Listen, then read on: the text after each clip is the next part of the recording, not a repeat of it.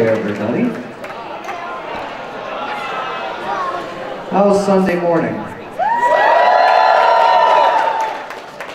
It's good. Last time you went, woo, for Sunday morning. Yeah, it's Sunday morning's difficult, especially after the concert on Saturday nights. So. Yes. This is why this is morning. It's actually 12:30. Yeah, no. All right, so hey, I'm Forrest Rain.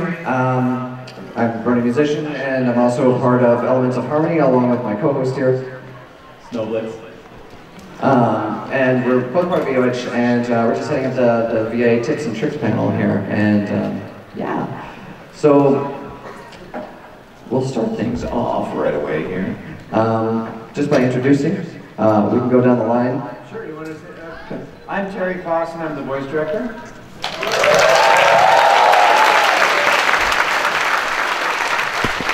James Corlett, father of Claire. So the reason I'm here.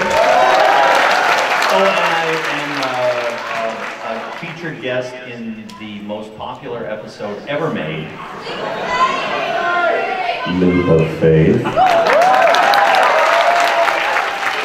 And I played Silver Shell. My name is Claire Corlett, and I'm the voice of Sweetie Belle.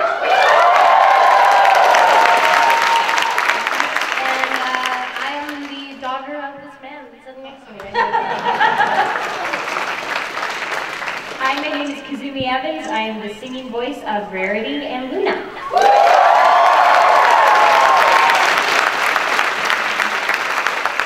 Hello, my name is Peter New. I'm the father of Ian James Corlett.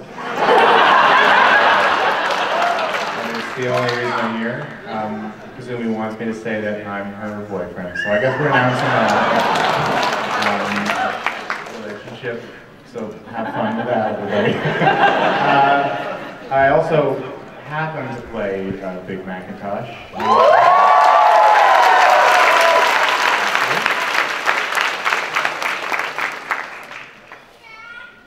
Yeah. All right. So we have a very diverse array of people here today for this, and there's a lot of dynamics that we can discuss with this. But I think first off, we'll start with the directing aspect of things with Terry here. Oh. Good. Well, you really are next to us, so you're the first one. It's easy to talk. You know what? I'm going to start at the beginning, and we'll use My Little Pony as an example of how our series works. The actors.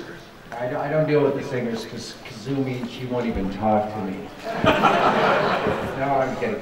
How it begins is you basically send out. The producers and the writers come together. Obviously Hasbro are the people behind My Little Pony, and they come to us and they describe characters that are going to be in the show. The show is going to be about such and such, and that's where the journey begins. And all the talent have to come in. We give them sides, which basically is like a page and a half of dialogue.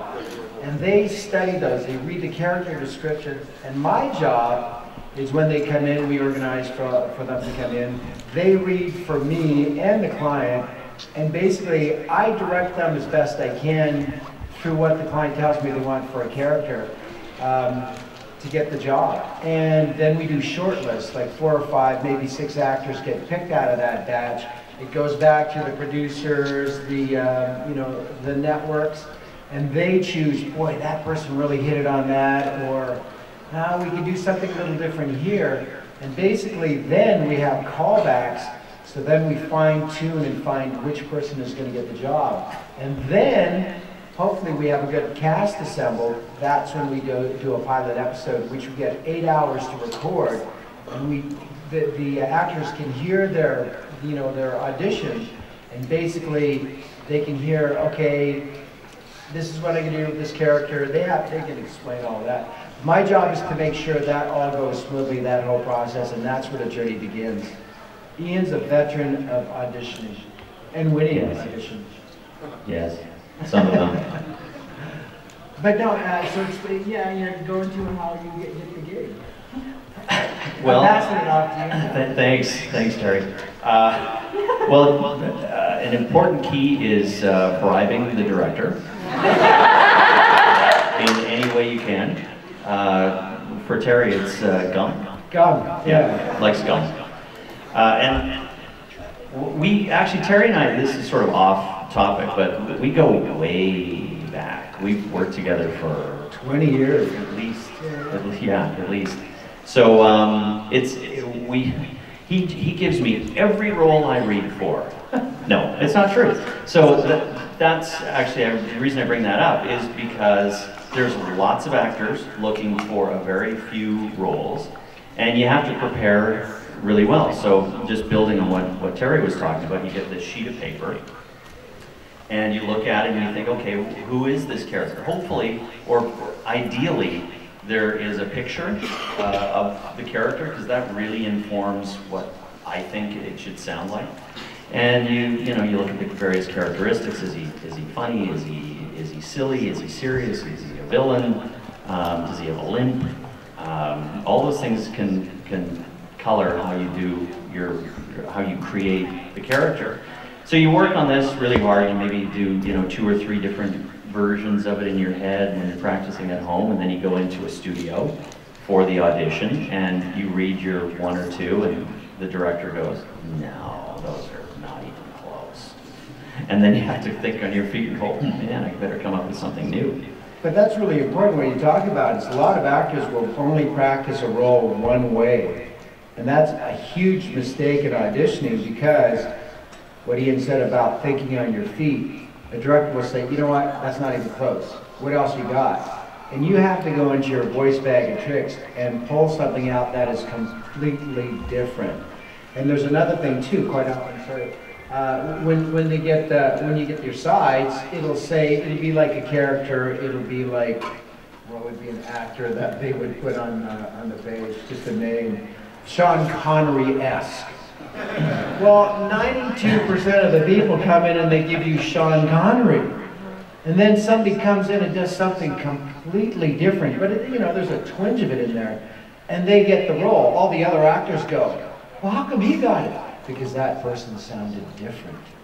So it's just just listening very closely to don't go with the first voice that you would have. You go with something that might be a little bit off, because everybody's going to be doing that. And showing dynamics between the different ways you can Absolutely. interpret the role, right? Yeah. One of the things Ian mentioned that I found interesting is he said, does the character have a limp or anything like that?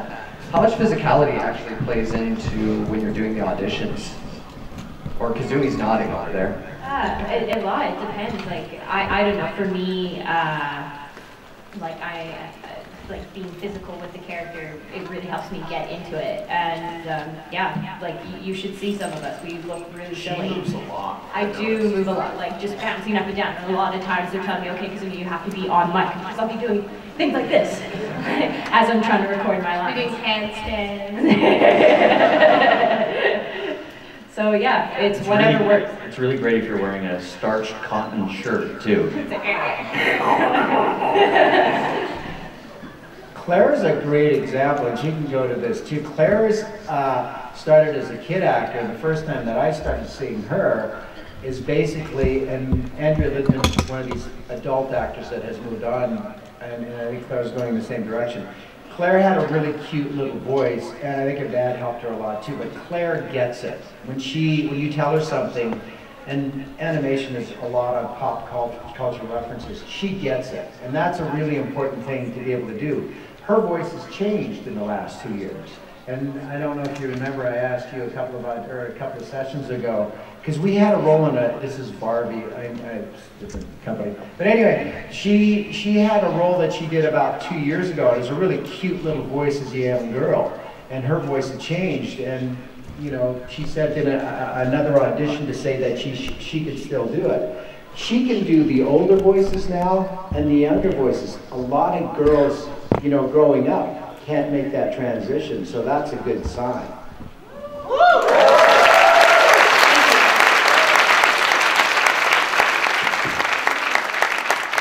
Now, are there any differences between the VAs and the singing for auditioning?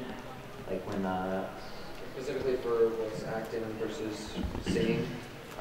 A lot of times, like if that character's required to sing, they'll send you the sides, and they'll send you lyrics and a blank track of the song that they would like you to sing in your audition. For My Little Pony, it was different. It was just a complete separate singing audition, but most of the time, if the character is required to sing, you will be required to sing after you perform the sides in the audition. For Littlest Pet Shop, we had to sing California Girls by Katy Perry. And we had to sit there all day and listen to it. I felt badly for you guys. I had a good time singing it with my silly voices on it. I think it's a much better song when you sing it with a silly voice. Actually, it's interesting that you said you have to sit there all day and listen to it. Is there any way that you deal with the repetitiveness of auditions or of doing takes? Is there any way that you get your mind off that and just legally? No, you know it's a process. You know that there's going to be a certain percentage that are really good. I mean, there's the people that we know that are, sort of the A talent in Vancouver, and where we record the show. And then there's up and comers, and there's sort of stock and grade B actors. But we always want to promote. I mean, my ideal show is having the main characters. If I could cast a show without having any client in there, I would handpick the actors, which are A actors, but then within that, I would put in one or two younger actors just to mix it up, to give them a chance, because they get to see it in a room. Sometimes, PBS is an example, they want to have young actors, which is great, but they want real voices. And sometimes they want a kid that's 8 years old. There's not a lot of great readers at 8 years old, and some parents want to stand in there and feed their kids the line, and you can't do that. Then there's other kids that are just absolutely amazing, and you just go, wow, where did this kid come from?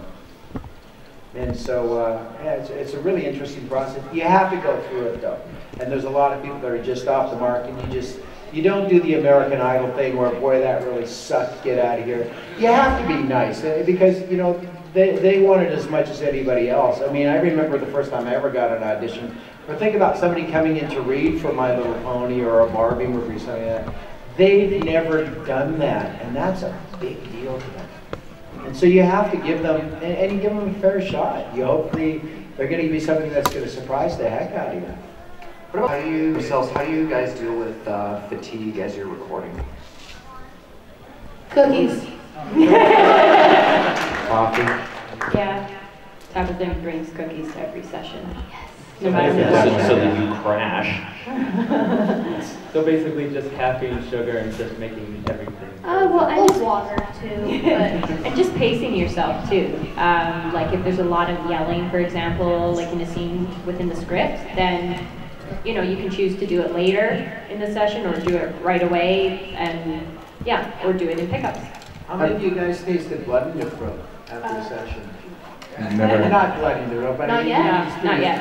Yeah. Not yet. A long time ago I did. I'm a firm advocate of the 75 to 80% rule, especially when it comes to screaming. really? I'm 110, I think.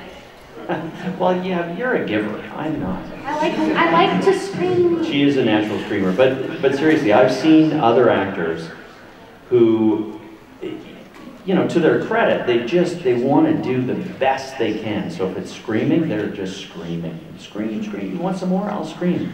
At the end of the day, no, your scream is different. I'm talking, there is a difference. I'm talking about male actors, in some of the action shows that we do. And they will end up at the end of a session, as Terry was alluding to, with literally their throat is bleeding. They're talking like that. 10 minutes. Yeah, and the problem is you are now ruined for an afternoon session, or sometimes even the next day. You'll talk to these guys and they're like, why did you do that?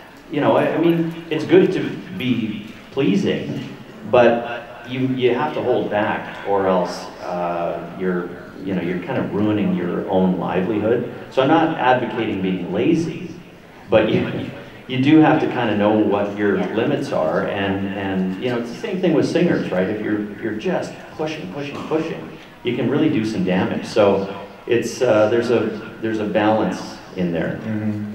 That said, though, I mean, every now and then you do come across a script or a session that just I find that every now and then there's no way around it. You just kind of have to, I don't know how to go 70% on a certain thing. I can only do Well, you have to take my workshop. Yeah, thanks, Ian. That I don't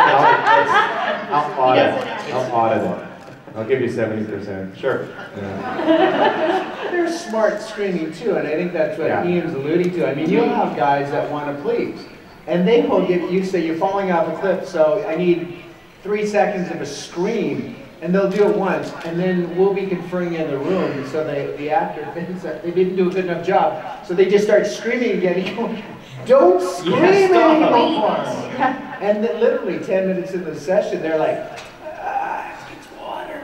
Well, Yeah, I think patience is a good word to use, because that actually happens where, you know, there's clients on the other side of the glass, and we're the animals on this side, and it is a bit like zookeeping, right? Yeah, I could akin it to an aquarium, because it's glass. Yeah, that's right. And when the button's off on their side, it's very nice and quiet. It's like mayhem on our side until we hear them talk. But anyway, someone will scream, and then the button goes off, and you can see people behind the glass, and they're conferring, and if they're actually hand puppets.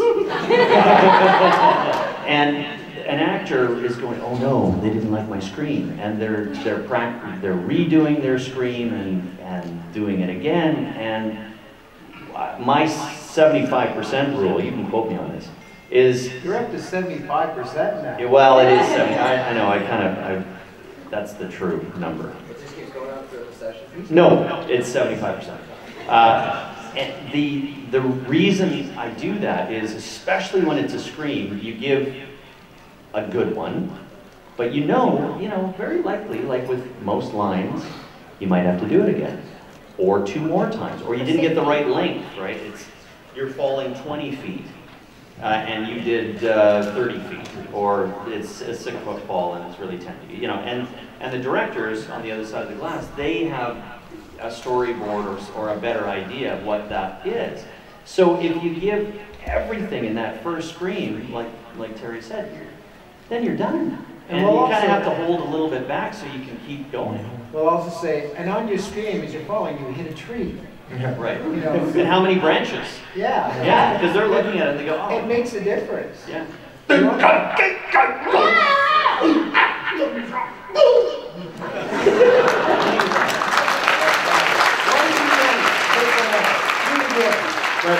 But that didn't hurt, right? No, that was at 50.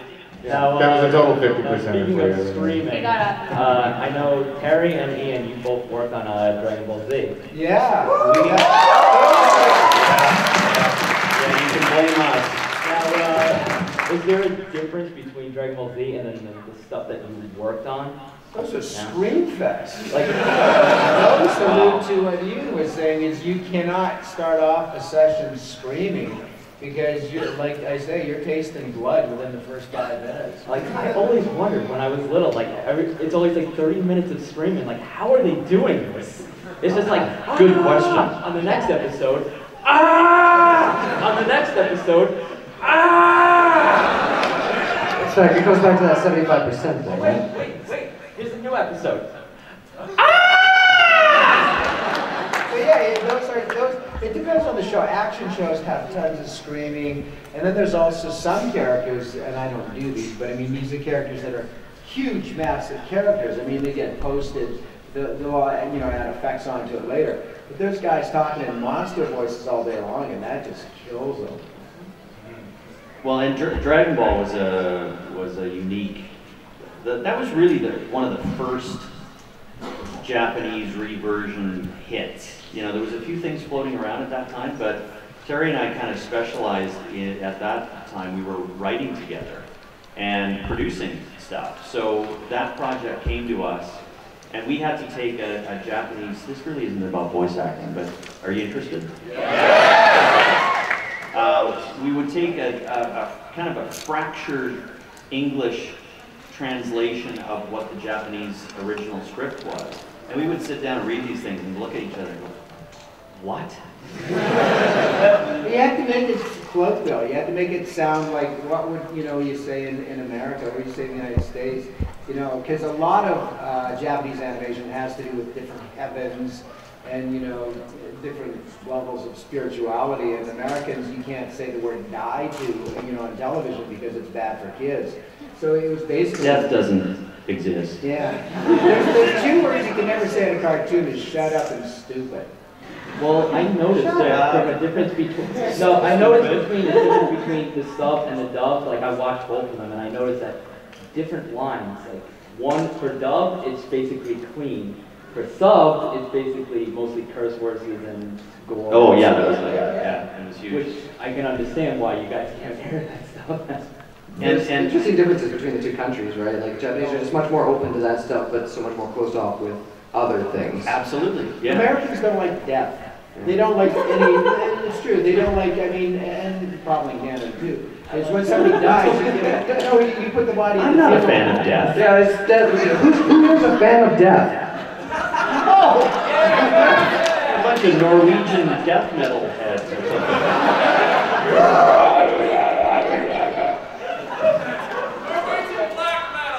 Oh, sorry, black metal. Excuse me. But just to close off the Dragon Ball thing, that was one of the reasons I retired from the show. Was there was just too much flipping screaming, and through a weird loophole of our union agreement at that time, I'll give you a very short version of the story. We were getting paid. There was different ways of getting paid at that time, and there was like sometimes you get paid by the hour, and then sometimes it was by the line, and it was always at the discretion of the producer. Who are you familiar with the musical Oliver?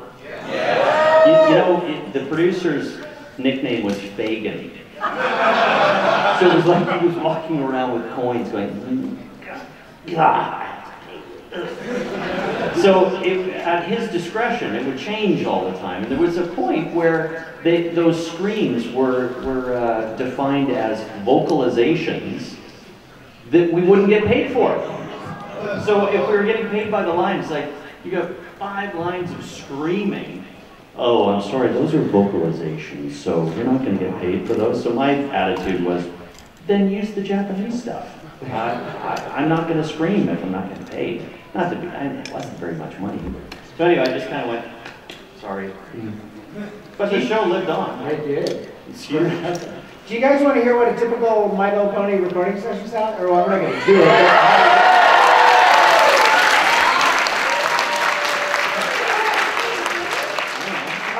I'll give you the lowdown, and we won't do any reading or anything like that. Obviously, we don't have any scripts. But I'll give you how it works. Is basically every one day a week at 2 in the afternoon, we all meet at the studio. It's like a lunch. Everybody's given a script, so everybody knows what they're doing. And quite often we have extra actors in there, and everybody's oh so prepared coming in. And then we get them into the studio. Everybody goes in a big semicircle in a room where all the microphones are.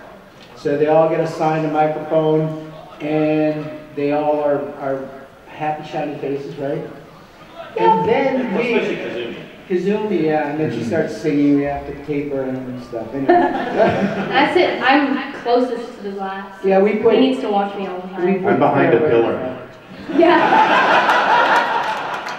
Is Peter still there? Yeah. Is Peter over there? Can I see me? Oh, I can't see him because he's behind the thing. I can't even see him at all. I only see is a hat. From the, oh, there he is. Then I go into the main control area with Jason and Jim. They're the 2 directors and also a recording engineer. And there's a girl that sits beside me, and she takes the track takes, or the good takes of dialogue that we do.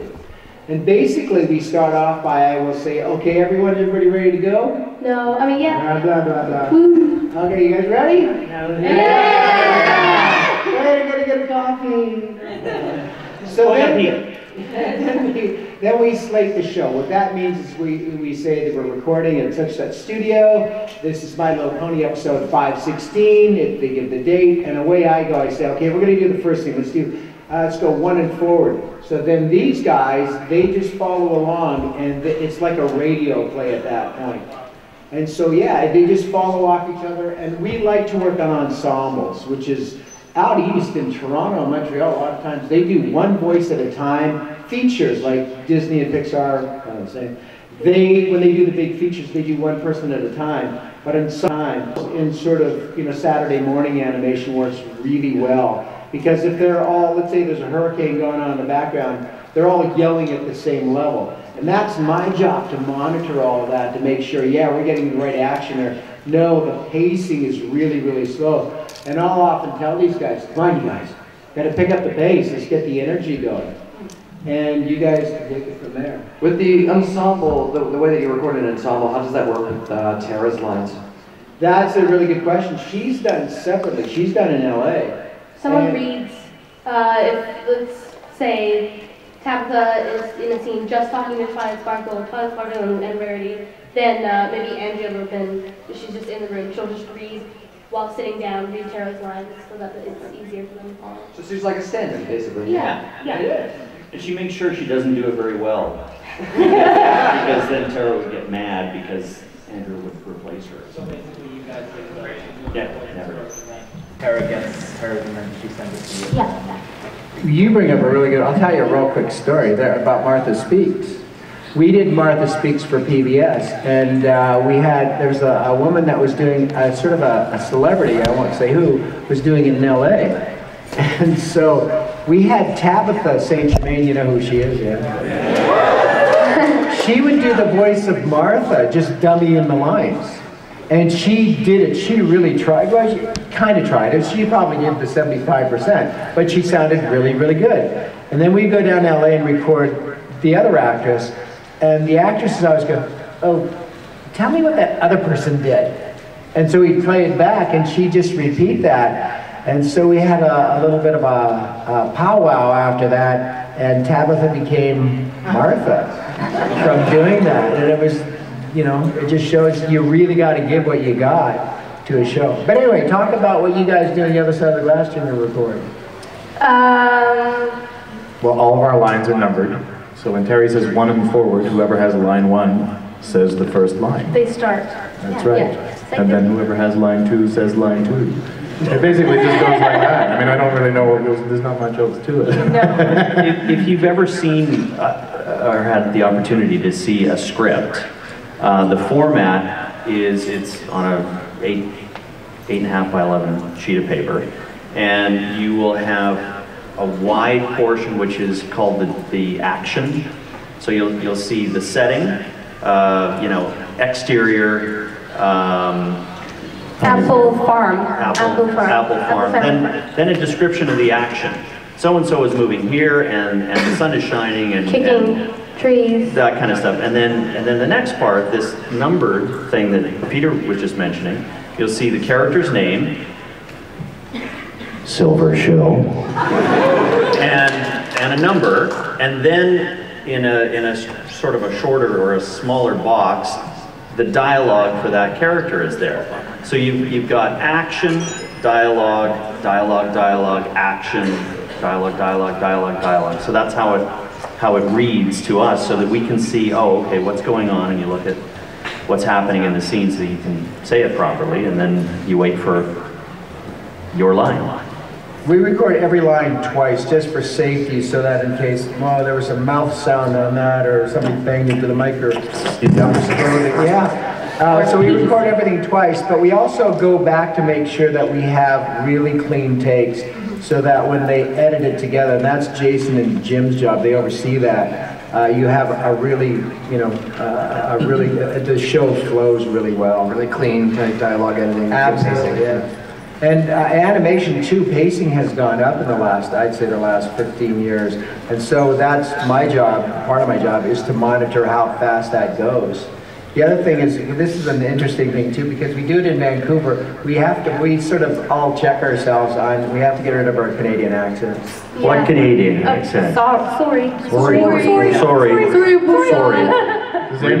any pony know where? Don't you know? A real Yeah. easy example is we both, Americans and Canadians, both spell mum, M-O-M. We say mum. Americans would say mom. In other words, tomorrow. We would say tomorrow, and Americans say tomorrow. And it's just those little House. Yeah. And this is actually one of my favorites. Yeah. B-E-E-N. How do you pronounce that? Yeah, well, we see bean. But there's regional versions of American bean. There's Ben, Bin. I think there's another one too. But anyway, Terry's always been, hey, hang on. Well, we had one the other day. It was the word cilantro. No, it's cilantro. You know, it's just little things like that. And there's other things that don't make any difference, like data or data. You can say either or. There's Tiara. Yeah, those Diamond are tiara. Yeah, and those are regional things. Envelope, envelope. It depends where you are. East Coast, West Coast are the same. West Coast tends to have more. West Coast represent. They have more Spanish influenced sort of accents on the words, and East Coast is sort of messed up.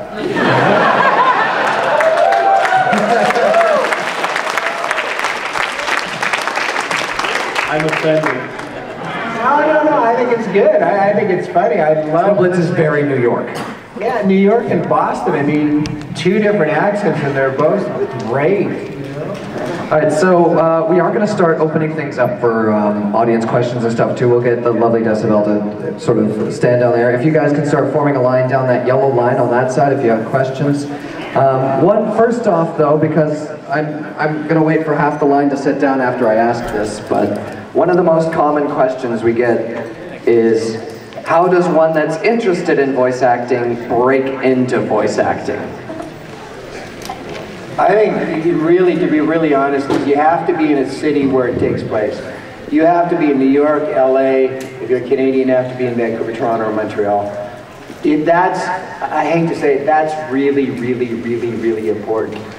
Yeah, that was one of the things I was told. I did commercial voice acting for a little while, and I worked with a producer named Nancy Wolfson down in Los Angeles, and she was saying, really, if you're putting anything down for anything, you have to send out your demo to all these people from all these agencies. If you can't get an agent, You definitely need an agent because you're not going to get an audition.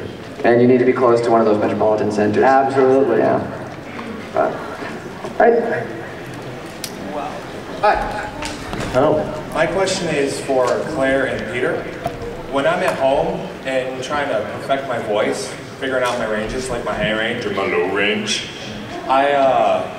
do you have tips on how to train your range to keep going higher and higher and go lower and lower so you can hit higher and lower voices that you couldn't normally do before?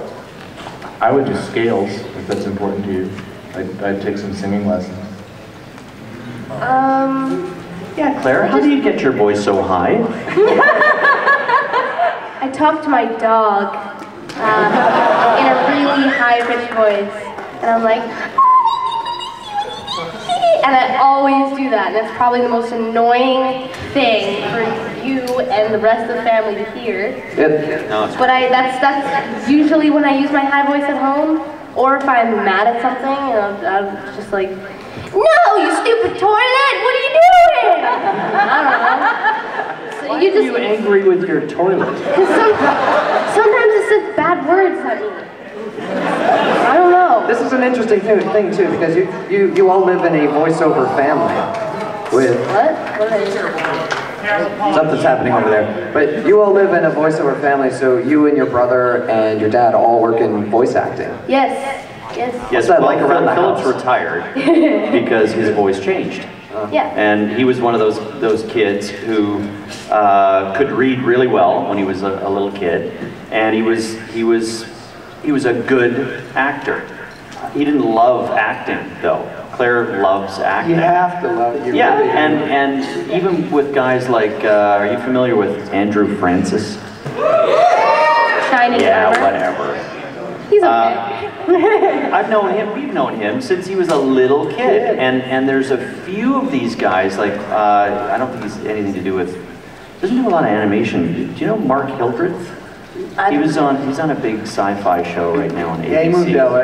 Yeah. Anyway, he's like, these were kids that had the cute little boy voice, but they were actors too, and they were serious, and they continued on. And with boys especially, you see it happen all the time. As soon as their voice changes, if they're not really keen actor types, they just like, no, they're not cute anymore. It's terrible. But to your point about range, don't worry about range. Range has nothing to do with it. It has to do with acting. Yeah. It really does. I mean, you know, you can have the deepest, lowest voice and be the worst actor in the world, and you, boy, I'm so low or whatever, you know. It doesn't matter. Because there's so many things you can do. You can do to treat a voice in post. So worry about the acting. Can you get that character off the page? Yeah, you know, that's a good way of putting that's it. really important. Thank you very much. No problem. Do you guys say who you are and where you're from? I'm always interested in that. Where do you come from? Michigan. Awesome. Michigan. Where are you from? Hello folks, I am Cole Bates from Springfield, Massachusetts. Now, before I begin, for the Corlett. What's that? A what? For the Corletts?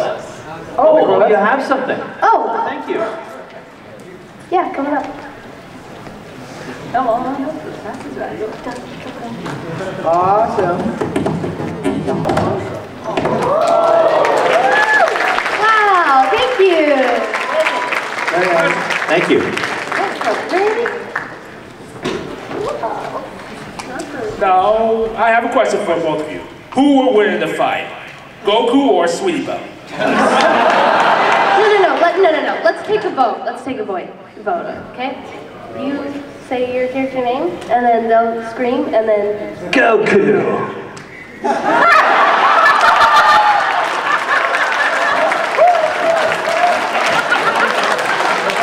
that was pretty much something. And... Sweetie Belle? There's your answer. I think the room is stacked.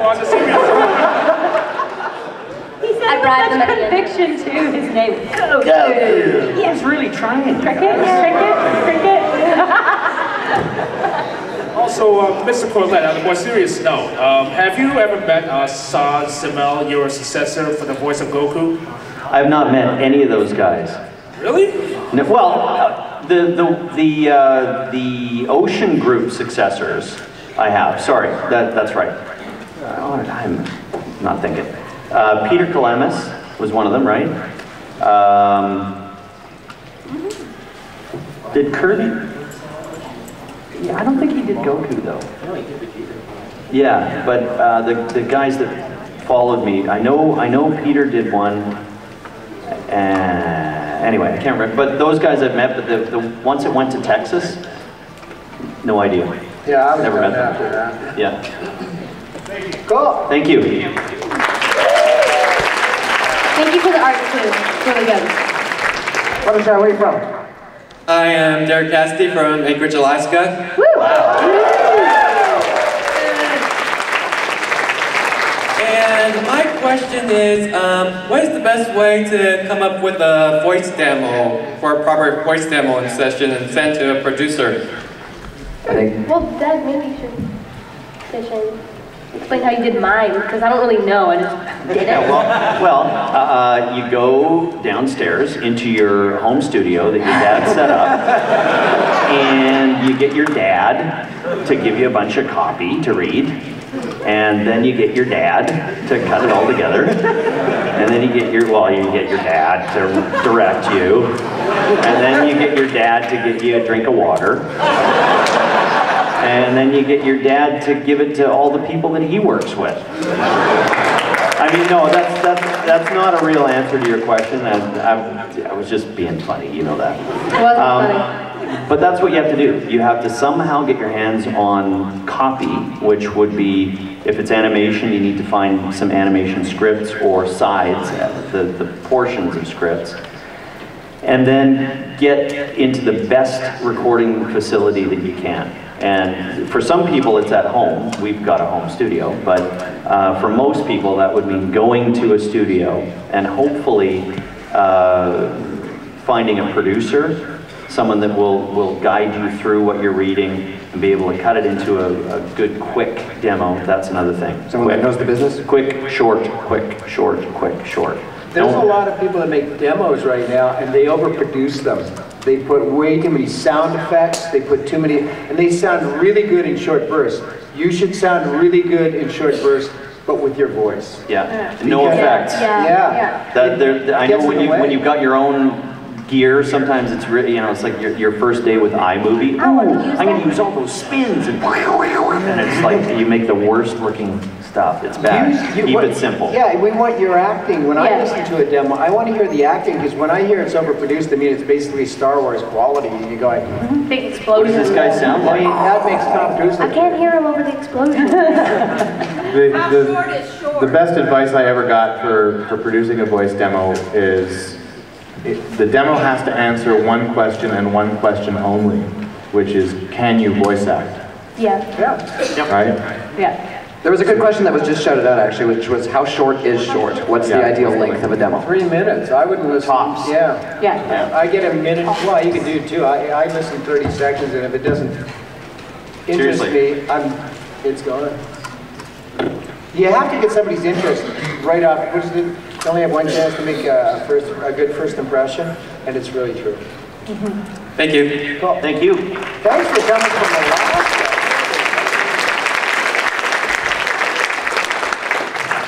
Okay, who are you and where are you from? Good evening, VAs. My name is Brony, and I come all the way from New York City.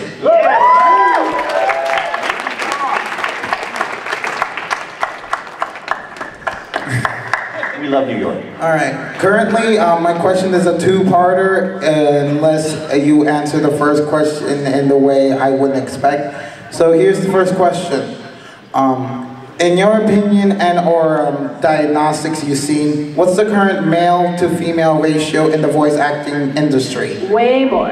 Good question. Yeah, it's changing. It's changing, but slowly but surely. Like definitely, like I notice when I go in for auditions, like there will be like 8 guy roles and then 2 females. Yep. So as a female, like you're really fighting it out for those 2 spots. But in My Little Pony, Peter's usually the only man in the room. It's a varies from show to show, but definitely for the most part, it's way more males to female ratio. All right, so here's the second question. How come there aren't more female voice actresses, since they have obviously many talents in voicing male children or possibly even men? Harry? I don't know. No, you know what? It is really, really changing. 20 years ago, we'd do like a G.I. Joe. There'd be one, and I hate to say it, was the token female in there, and it was just a bad-butted girl, you know, like a real bad, but, you know, it'd be the tough girl, right? Now it's changing in, remember when we were pitching a show one time, it was a girl show, and we were told they don't do girl shows, girls aren't leads. Yeah. What? That was the early 90s. It's so changed, and it's good, I mean, obviously, so it is changing. Thank you. You're very welcome, sirs and ma'ams.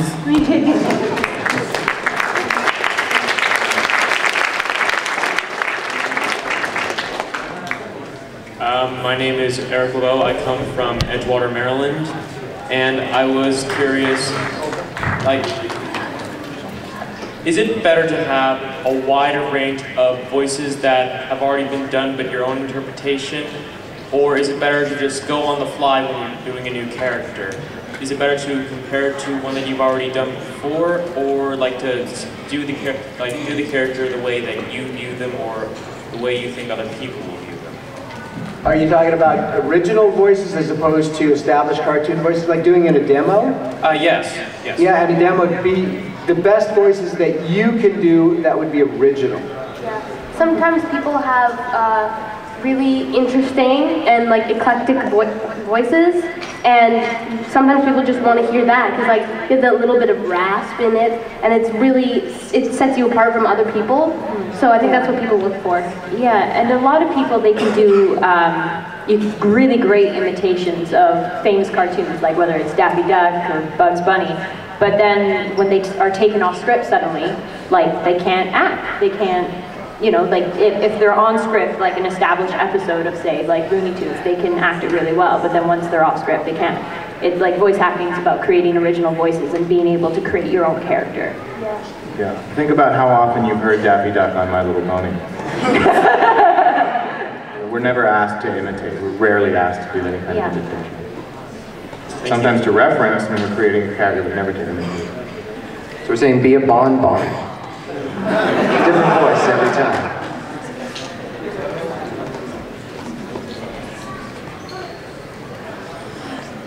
My question is, well actually I sort of have a two-part. It's the newest character in My Little Pony, there's toys out everywhere, is the Princess Scarlet. Are there going to be auditions for that character, and if so, when are they? I have no idea. You're interested in auditioning for it? Yes, Well, very see, much the whole, so. The whole thing about it, there's a thing called open castings, and they do that for movies sometimes. And they go to different cities and they'll just open it up. That's really rare. You really, I mean, the beginning of the journey is putting together the demos we're talking about, and then giving that demo to an agent to submit you. Because if we said, oh, anybody can audition for this role, crud, we'd be sitting there for 3 months just, you know, going through the first, you know, 10%. It'd just be too big. So that, if you can do that, where are you from? Virginia Beach. Wow, beautiful. But if you can get to, as you get older, to a city where they do that. But even now, I grew up on a farm in the middle of the prairies. And I never thought I'd be, you know, working in this industry. I would have loved to. I loved cartoon voices when I was a kid. So I would do voices and be, you know, an idiot. And then, luckily, just through whatever, you know, life's journey, I had a chance to audition for stuff. Because I was in the right place at the right time. And you have to be ready for that. So I would prepare yourself now to be the best little actress that you can, and then get to those centers, and then, you know, get an agent by putting together a really cool demo. Cool? Thank you.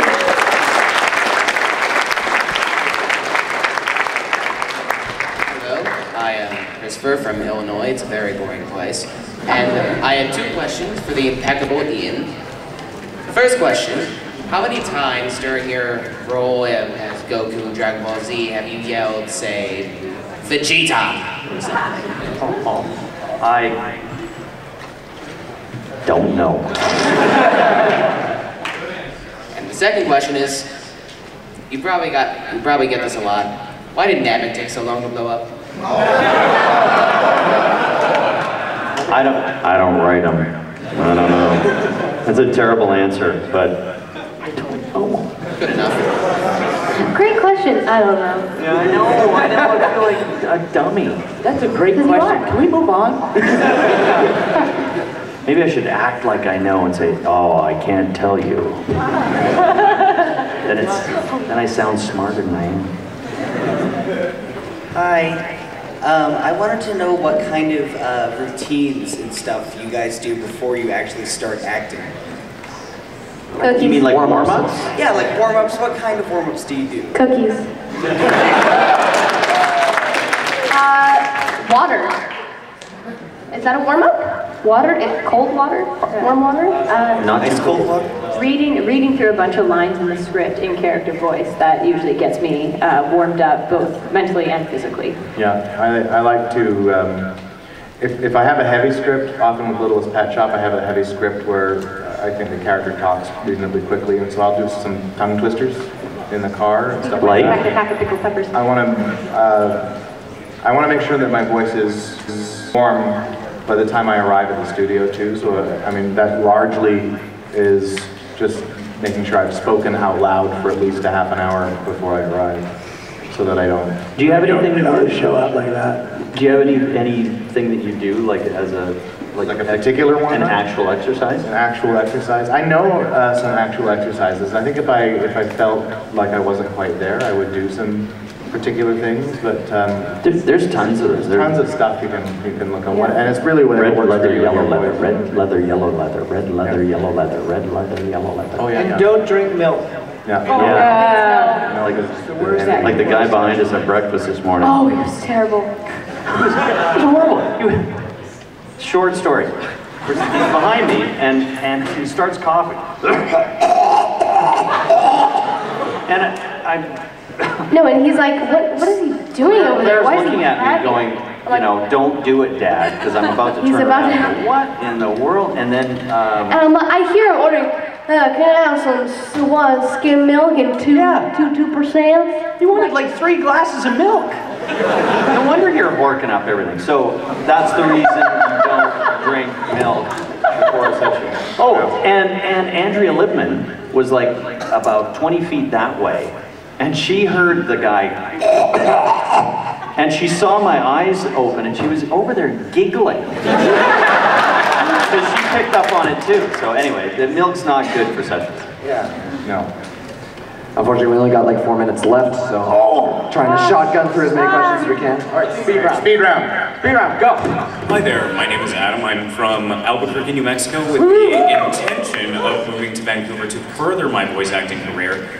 So living in New Mexico so far, I've only been able to submit auditions online for like smaller projects and things like that. But so I haven't had any like in-studio audition experience. So my question was for Terry, what are the most important aspects you look for in a professional studio audition?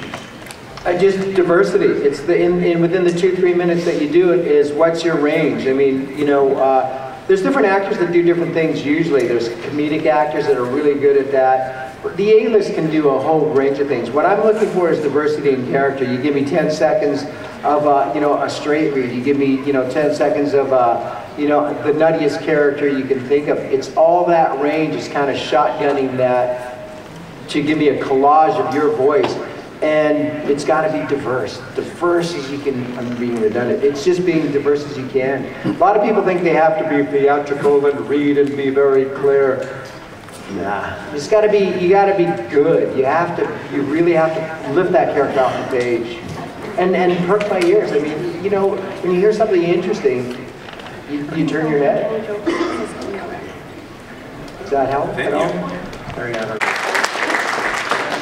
Hi, I'm Sophie, and I'm from Princeton, New Jersey. And my question is about getting an agent, because it's complicated in the way that you need to be known, you need to have an agent, and to get an agent, you need to be known, so there's really no clear way that I know of to sort of like... Just gotta write a killer cover letter and be really persistent.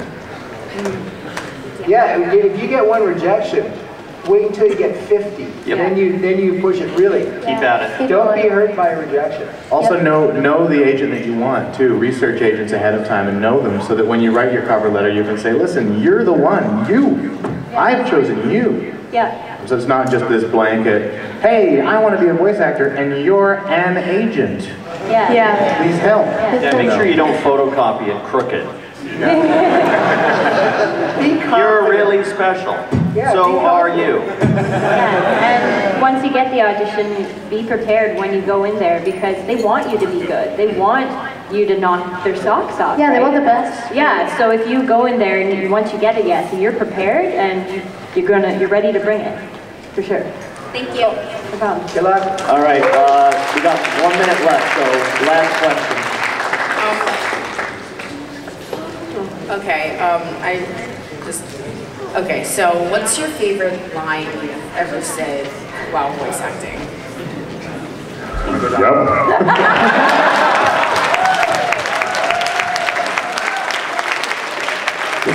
I love that one because hardly anyone gets to hear that one. I know, right? It's My such a favorite. rare thing. Kazumi? Just for My Little Pony in general? Anything. Anything. From any animation. How about you? Yeah, how about you guys go first? Skip me too, I don't know yet. I don't know.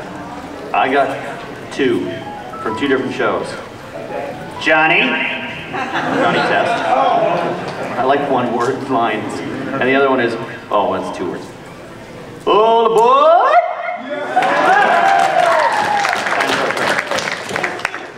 Claire? Well, I like screaming, so probably my favorite line would have to be, "Oh, come on!"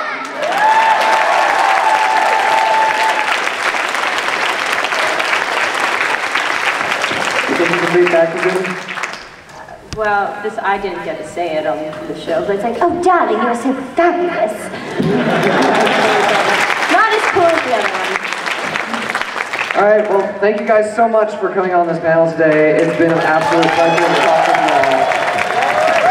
Once again, we have Terry Klassen, voice director of My Little Pony. We have Ian Corlett from Dragon Ball Z, and many other things. There's so much stuff. We have Claire Corlett, we have Kazumi Evans, and Peter New. Thank you very much. Bye, everybody.